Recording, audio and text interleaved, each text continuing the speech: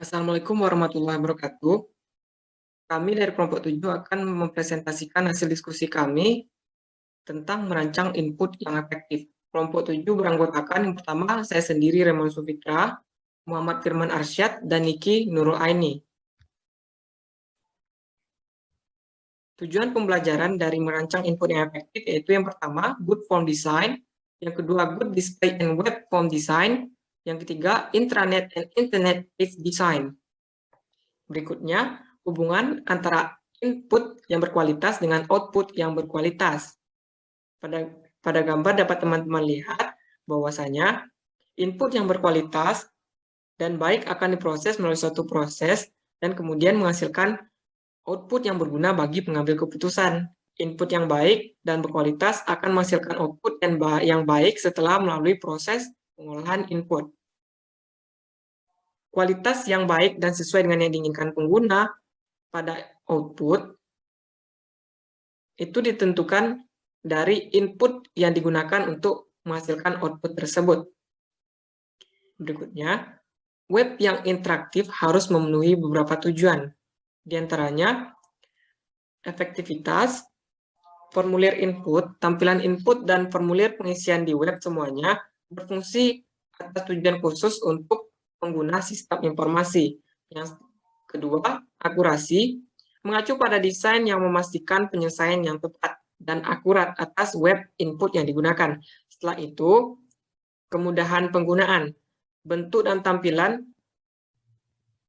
yang mudah dan tidak memerlukan waktu tambahan bagi pengguna untuk menguraikan informasi. Setelah itu, konsistensi. Semua bentuk input, apakah mereka adalah tampilan input atau formulir pengisian di web, mengelompokkan data dengan cara yang sama dari satu aplikasi ke aplikasi berikutnya harus bersifat konsistensi atau harus kuat dan konsisten. Setelah itu, kesederhanaan, mengacu pada menjaga desain yang sama rapi dengan cara yang fokus pada perhatian pengguna. Setelah itu, daya tarik, menyiratkan bahwa pengguna akan menikmati penggunaan formulir input karena desainnya yang menarik.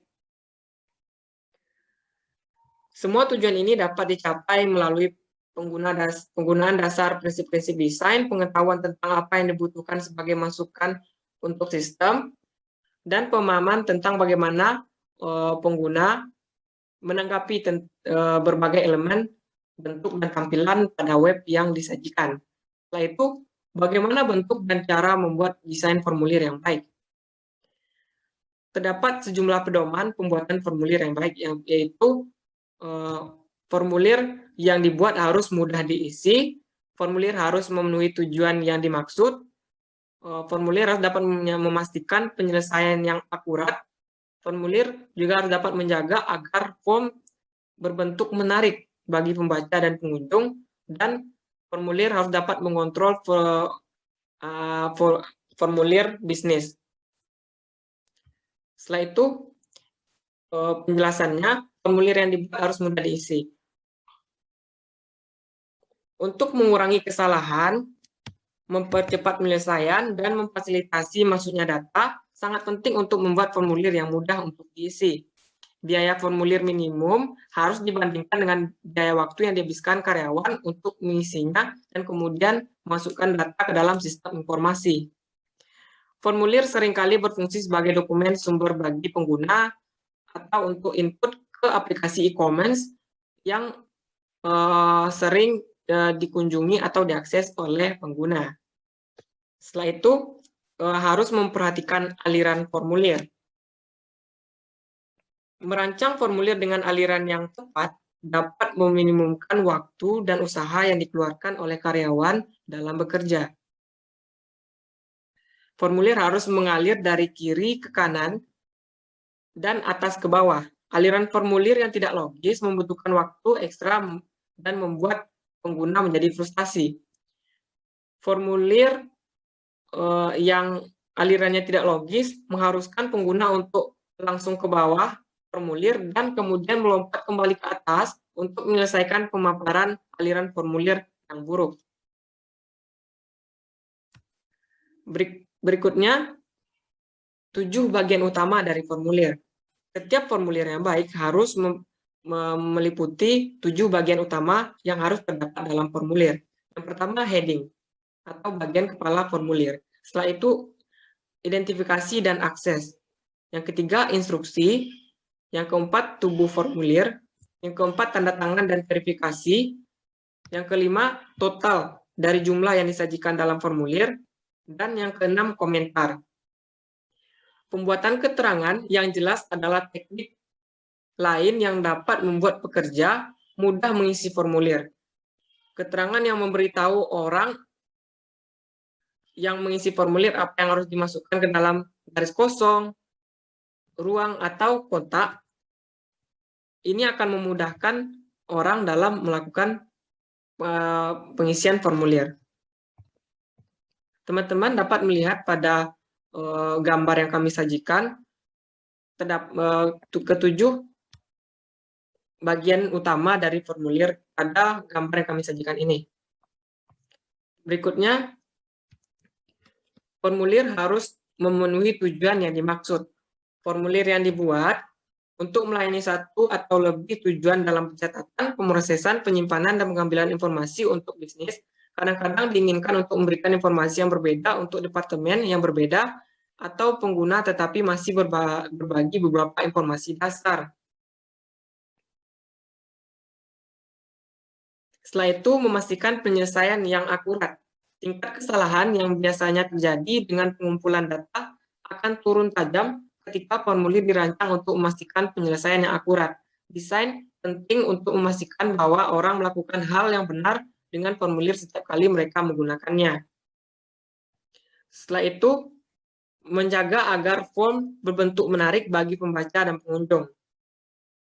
Meskipun memastikan formulir menarik adalah bagian akhir, tetapi bagian ini tidak kalah penting karena bentuk yang estetik dapat menarik orang untuk membacanya dan mendorong orang untuk menyelesaikan formulir. Formulir harus terlihat rapi. Agar menarik, formulir harus memperoleh informasi dalam urutan yang diharapkan, seperti nama, alamat jalan, kota, negara bagian, kode pos atau pos, dan informasi lainnya. Tata letak dan aliran yang tepat berkontribusi memberi daya tarik pada formulir. Menggunakan font jenis yang berbeda dalam bentuk yang sama dapat membantu membuat formulir menjadi lebih menarik bagi pengguna untuk mengisinya.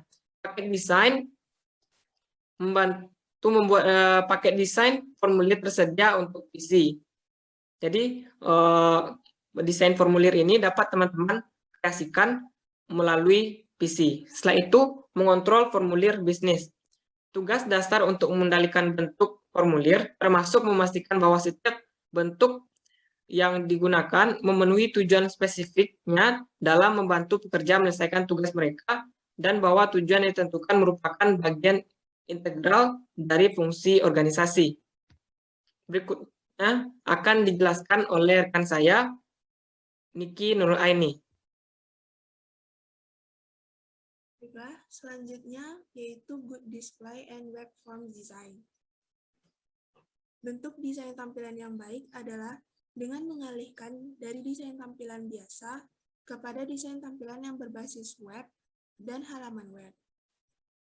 Di sini ada 4 pedoman penting untuk tampilan desain. Yang pertama, menjaga tampilan tetap sederhana. Yang kedua, menjaga tampilan konsisten. Yang ketiga, memfasilitasi gerakan. Yang keempat, merancang tampilan yang menarik dan menyenangkan. Yang pertama, yaitu menjaga tampilan tetap sederhana. Pedoman layar harus menunjukkan yang diperlukan untuk tindakan tertentu. Untuk pengguna sesekali, 50% dari area tampilan harus berisi informasi yang berguna. Ada 3 bagian layar. Yang pertama ada heading, body, comments, and instruction. Yang pertama, heading. Heading berisi judul software dan membuka file, pull down menu, dan ikon yang melakukan tugas-tugas tertentu. Yang kedua ada body. Body dapat digunakan untuk entry data dan diselenggarakan dari kiri ke kanan dan atas ke bawah. Yang ketiga ada comments and instruction. Bagian ketiga dari layar ini adalah komentar dan petunjuk. Bagaimana mengubah halaman dan fungsi, menyimpan file, atau mengakhiri entry. Selanjutnya ada menjaga tampilan tetap konsisten. Jika pengguna mengerjakan dari form kertas, maka tampilan atau display harus mengikuti apa yang ditampilkan di atas kertas. Tampilan dapat disimpan konsisten dengan menempatkan informasi di daerah yang sama setiap kali tampilan baru diakses. Yang ketiga ada memfasilitasi gerakan. Ini untuk membuat mudah untuk berpindah dari satu halaman ke halaman lain. 3 klik, aturan mengatakan bahwa pengguna harus bisa sampai ke halaman yang mereka butuhkan dalam waktu 3 mouse atau keyboard click. Form berbasis web memfasilitasi gerakan dengan menggunakan link hyper ke halaman web lain yang relevan. Metode lain yang umum untuk gerakan adalah memiliki pengguna memiliki seolah-olah mereka secara fisik pindah ke halaman baru. Yang keempat, merancang tampilan yang menarik dan menyenangkan. Jika pengguna menemukan display menarik, mereka cenderung lebih produktif, perlu kurang pengawasan, dan membuat lebih sedikit kesalahan. Menampilkan yang menarik pengguna ke mereka. Menampilkan harus menarik pengguna ke mereka dan menahan perhatian mereka. Dalam munculnya GUI adalah mungkin untuk membuat tampilan masukan yang sangat menarik. Dengan menggunakan warna atau kotak berbayang yang menciptakan kotak 3 dimensi dan panah, Anda dapat membuat bentuk-bentuk user-friendly dan menyenangkan untuk digunakan. Selanjutnya,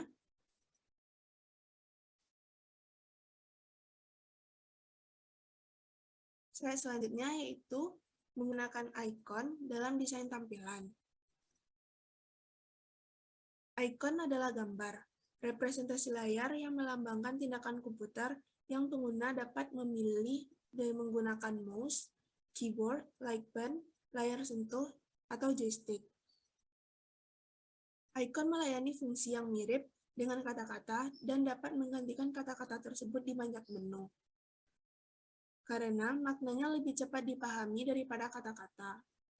Contohnya pada gambar di bawah, ada icon yang tanda X yang berarti keluar dari file. Selanjutnya, desain antarmuka pengguna grafis atau Graphical User Interface Design. Di sini ada beberapa fitur di desain antarmuka pengguna grafis ini.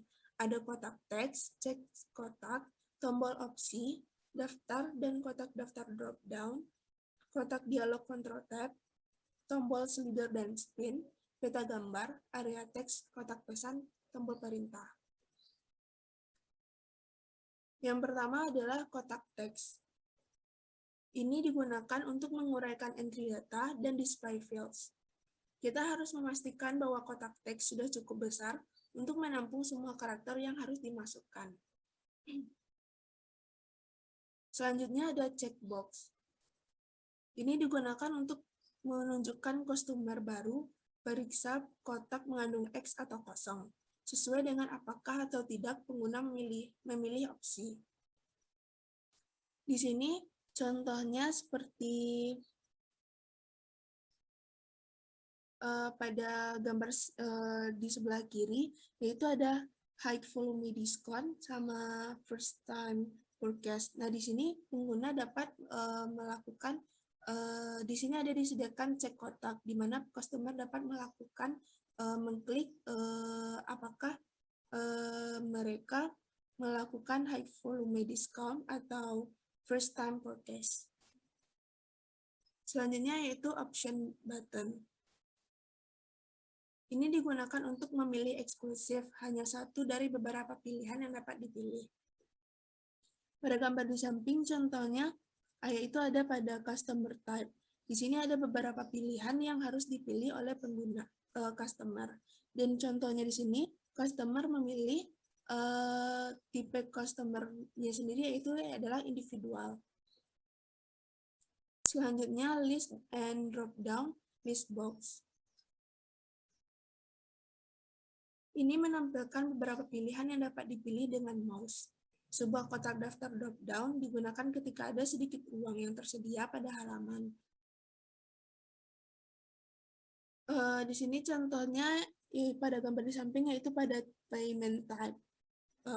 Di sini ada beberapa pilihan yang akan dipilih oleh customer. Di sini customer memilih corporate chart. Selanjutnya, tab control dialog box. Ini adalah bagian lain dari yang terbuka pengguna grafis dan cara lain untuk mendapatkan pengguna terorganisir dan menjadi bahan sistem efisien. Nah, contohnya di sini yaitu tombol OK, cancel, dan help. Selanjutnya, slider dan spin buttons. Yaitu dengan pengguna slider dapat mengubah jumlah merah, hijau, dan biru ketika memilih warna baru. Dan spin juga digunakan untuk mengubah nilai terus-menerus dan akan ditampilkan di sebelah kanan slider. Selanjutnya ada peta gambar. Ini digunakan untuk memilih nilai-nilai dalam sebuah gambar pengguna. Mengklik pada titik dalam sebuah gambar dan X corresponding dan Y koordinat dikirim ke program. Selanjutnya ada text area. Nah, ini digunakan untuk memasukkan jumlah yang lebih besar dari teks. Daerah ini termasuk sejumlah baris, kolom, dan scroll bar yang memungkinkan pengguna untuk memasukkan dan tampilan teks lebih besar dari ukuran area kotak. Selanjutnya ada message box atau kotak pesan. Ini digunakan untuk memperingatkan pengguna dan memberikan pesan umpan balik di kotak dialog. Yang sering tumpang tindih layar, kotak pesan ini memiliki format yang berbeda. Selanjutnya ada tombol perintah. Tombol perintah melakukan tindakan ketika pengguna memilih dengan mouse. Contohnya seperti hitung total, tambah order, dan OK.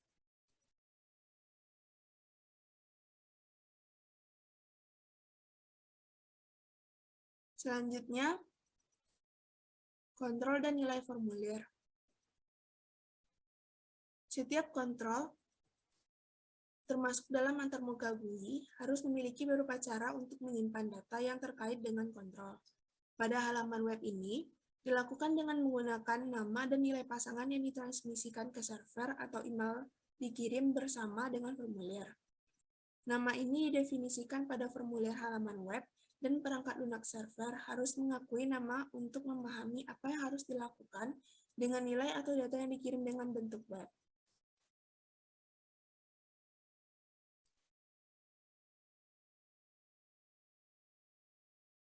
Di sini ada tipe-tipe kontrol.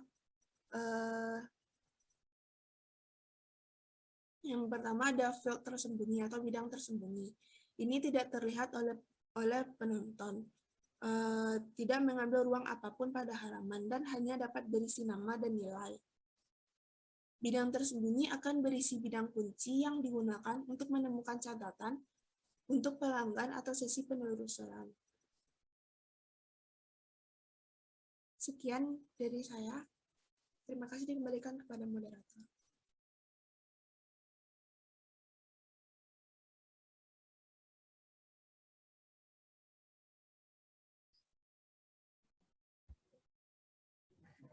Baiklah, materi selanjutnya itu halaman web 3 dimensi.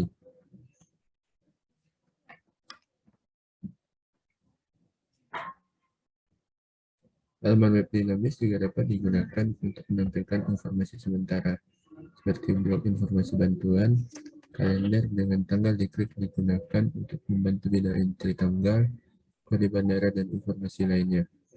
Informasi ini dapat disimpan dengan menggunakan serangkaian lapisan yang ditumpuk, menggunakan properti gaya cascading Z strip index dalam desain halaman web masing-masing di atas yang lain.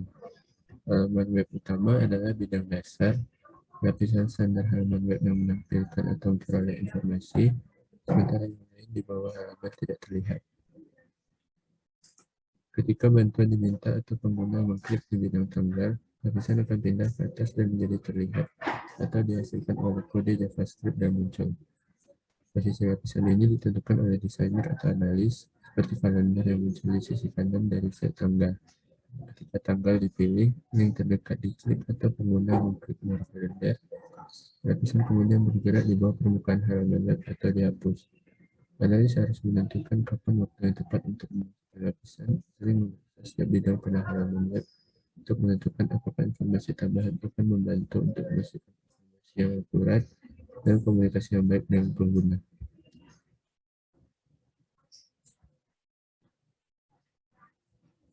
Analis harusnya menentukan hal-hal berikut. Yang pertama yaitu bagaimana layar dibuat. Apakah dibuat menggunakan kode JavaScript seperti kalender atau informasi tambahan yang diperlukan untuk membangun lapisan. Jika diperlukan informasi tambahan, di mana data terletak dan bagaimana seharusnya itu diperoleh. Idealnya, informasi yang diperoleh hanya dari satu tabel database pada server menggunakan teknik Ajax. Yang kedua yaitu peristiwa apa yang menyebabkan layar dibuat. Ini termasuk ketika pengguna mengklik atau mengklik ke lapangan, mengklik link atau menghitung jumlah penekanan tombol masuk ke field. Sebuah contoh adalah jaringan hotel dengan banyak lokasi. Untuk memasukkan semua lokasi dalam daftar drop-down akan membuat daftar terlalu panjang. Ketika pengguna memasukkan 3 karakter, blok permukaan daftar hotel yang dimulai dengan 3 huruf, termasuk negara, kota, negara bagian, atau provinsi, dan informasi lainnya. Jika cara ini mendeteksi hanya 2 huruf, daftar mungkin terlalu besar untuk blok display. Yang ketiga itu apa peristiwa yang menghilangkan layar seperti tombol close, klik tanggal, klik luar daerah, atau memilih sebuah hotel dari daftar.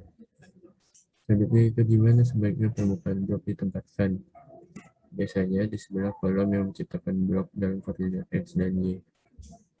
Selanjutnya berapa besar seharusnya blok harus diukur dalam pixel. Jika informasi tersebut terlalu besar untuk blok seperti daftar hotel, analis harus memutuskan bagaimana menangani informasi tambahan. Pilihan termasuk menambah scroll bar atau posisi link di bagian bawah ke informasi di halaman berikutnya. Yang keenam yaitu apa yang seharusnya menjadi formatting atribut dari region.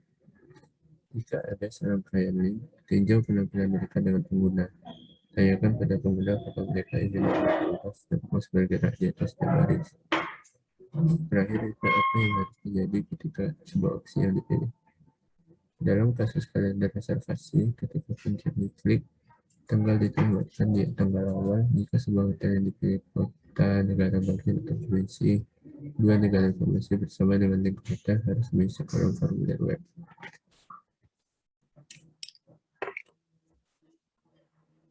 Selanjutnya itu berikut adalah contoh dari halaman web dimensi sendiri. Menggunakan layar adalah cara yang efektif untuk membangun situs web karena tidak memerlukan halaman pop-up. Selain itu, halaman web baru tidak harus membuat dan karena informasi yang terkandung dalam layar tidak mengambil ruang apapun pada halaman web utama. Halaman web dinamis memiliki keuntungan memodifikasi dirinya sendiri dengan cepat, dengan lebih sedikit interupsi untuk mengirim dan menerima data dari server. Namun, ada beberapa kelemahan saat membangun halaman web dinamis. Salah satunya adalah bahwa mereka tidak akan berfungsi jika JavaScript dimatikan. Analis harus memutuskan apa yang harus dilakukan dalam situasi ini. Jika orang tersebut harus menggunakan situs web, situs yang digunakan untuk mendapatkan pinjaman mahasiswa atau dalam kasus pemrosesan transaksi halaman web dapat menyatakan dengan jelas bahwa itu tidak akan berfungsi jika JavaScript dimatikan, dan kemudian mengarahkan pengguna tentang cara menyalakannya. Sebagian besar situs web perdagangan tidak memerlukan JavaScript untuk diaktifkan dan akan memiliki situs web alternatif untuk pelanggan.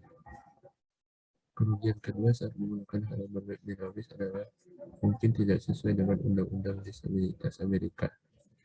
Untuk lebih lanjut tentang aksesibilitas web untuk semua pengguna, silakan lihat bab 14 tentang merancang interaksi manusia komputer. Baiklah, selanjutnya itu Ajax atau Asynchronous JavaScript and XML. Ajax adalah teknik yang bekerja di browser web yang lebih baru. Ini melibatkan pengguna JavaScript dan bahasa markup yang dapat diperluas atau XML. Secara tradisional, setiap kali halaman web membutuhkan data dari tabel database yang berbeda, permintaan dikirim ke server dan halaman baru ini dimuat. Ini efektif tetapi lambat, karena seluruh halaman harus dimuat hanya untuk menyediakan data tambahan untuk daftar drop-down atau kontrol formulir web lain berdasarkan yang dipilih sebelumnya.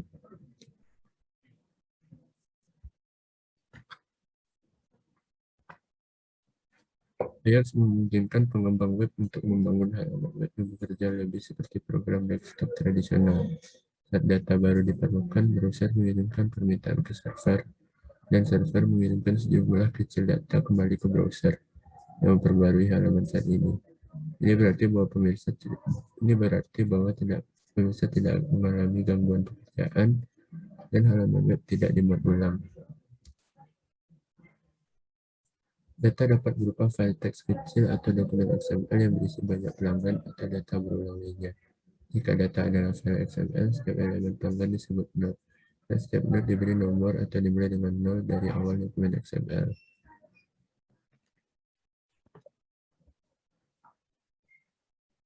Berikut adalah contoh dari Ajax sendiri.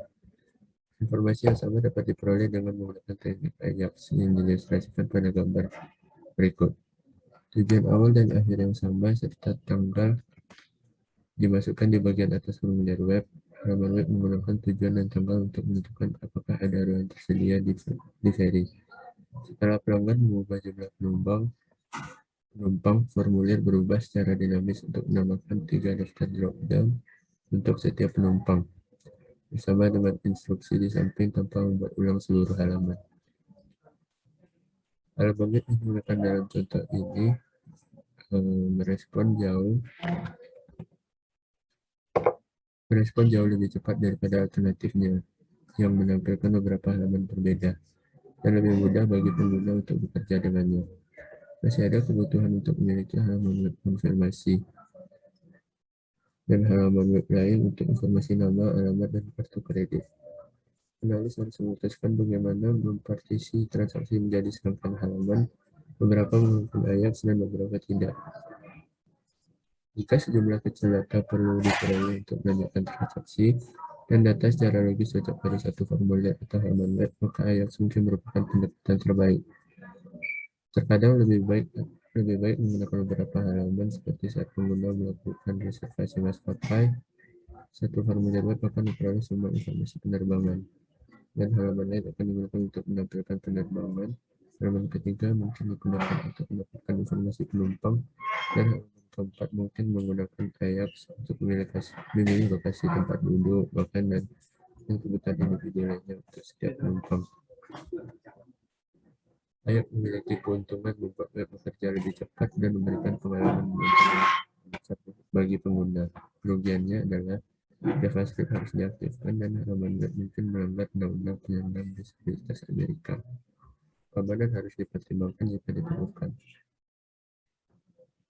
Ada banyak contoh situs web Ajax, beberapa terkenal termasuk Google Suggest, yang merespon penekanan tombol pemirsa dengan memberikan daftar drop-down dari kemungkinan istilah pencarian.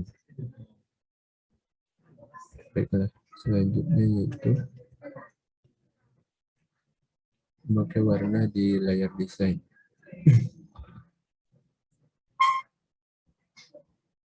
Warna adalah cara yang menarik dan terbukti untuk memfasilitasi pengguna dengan tugas-tugas yang membutuhkan input komputer.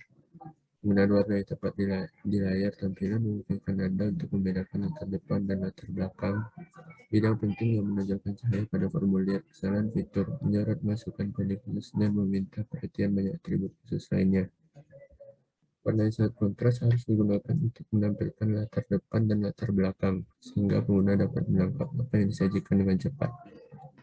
Warna latar belakang akan mempengaruhi persepsi warna latar depan. Misalnya hijau tua mungkin terlihat seperti warna yang berbeda jika diambil dari latar belakang putih dan diletakkan di atas yang berwarna kuning.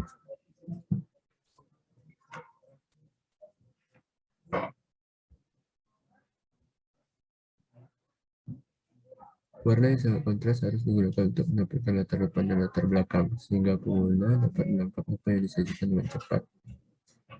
Seperti perangkat tambahan lainnya, desainer perlu mempercayakan nilai tambah dari penggunaan warna. Penggunaan warna bisa berlebihan, heuristik yang berguna tidak lebih dari 4 warna untuk pengguna baru dan hanya sampai 7 untuk yang berpengalaman. Warna yang tidak relevan mengalihkan perhatian pengguna dan mengurangi kinerja mereka. Namun dalam banyak kasus, warna telah ditunjukkan untuk memfasilitasi penggunaan dengan cara yang sangat spesifik. Warna harus dianggap sebagai cara penting untuk kontras latar depan dan latar belakang surat bidang dan data penting, tunjukkan kesalahan dan izinkan pembagian input khusus. Selanjutnya itu perancangan halaman intranet dan internet.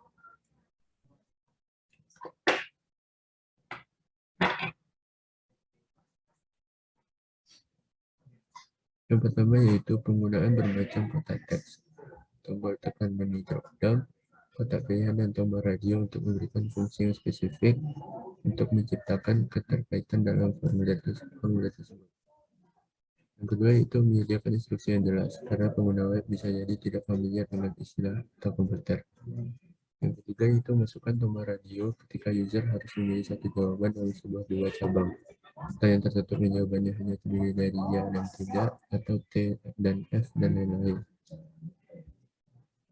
Yang keempat yaitu letakkan kotak pilihan untuk memudahkan user menunjukkan apakah kondisi tes benar atau tidak. Selanjutnya yaitu demonstrasikan sebuah masukan logis lanjutan dari formulir isian, khususnya karena user perlu memutar ke bawah ke suatu halaman yang tidak terlihat. Yaitu siapkan dua tombol dasar pada tiap formulir isian web. Buatlah sebuah layar arus balik yang membawa kepatuhan pada sebuah formulir, kecuali field yang bersifat perintah telah diisi dengan benar. Nextnya yaitu sediakan kotak teks yang menggulung pada suatu saat ketika Anda tidak yakin tentang beberapa luas field yang diperlukan oleh user. Dan yang terakhir yaitu jika formulir tersebut cukup panjang dan user harus menggulung terlalu banyak, bagilah formulir tersebut ke dalam beberapa formulir yang lebih sederhana pada beberapa halaman yang terpisah. Baiklah, mungkin sekian dari presentasi saya, dikembalikan ke moderator. Apabila ada kesalahan mohon dimaafkan. Wabillahi taufiq wal hidayah. Assalamualaikum warahmatullahi wabarakatuh.